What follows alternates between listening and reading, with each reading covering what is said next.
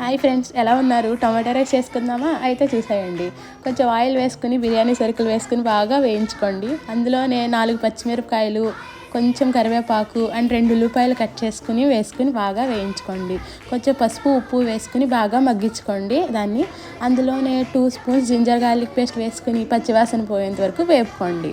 So దీనికోసం మనకి 4 టమాటాలు కావాలి. సో దాన్ని మంచిగా పేస్ట్ కింద చేసుకుని అందులో వేసుకుని బాగా వేయించుకోండి. అందులోనే 1 స్పూన్ గరం మసాలా, 2 స్పూన్లు కారం వేసుకుని బాగా కలుపుకోండి. సో ఇందులో నూనె అనేది పైకి తేలాలి. సో అప్పుడే బాగా ఉడికినట్టు. అందులోనే మనం ఆల్రెడీ కుక్ చేసుకుని పెట్టుకున్న రైస్ ఏదైతే ఉందో దాన్ని ఉండలు లేకుండా మంచిగా చేసుకొని దీంట్లో వేసుకుని బాగా కలుపుకోండి.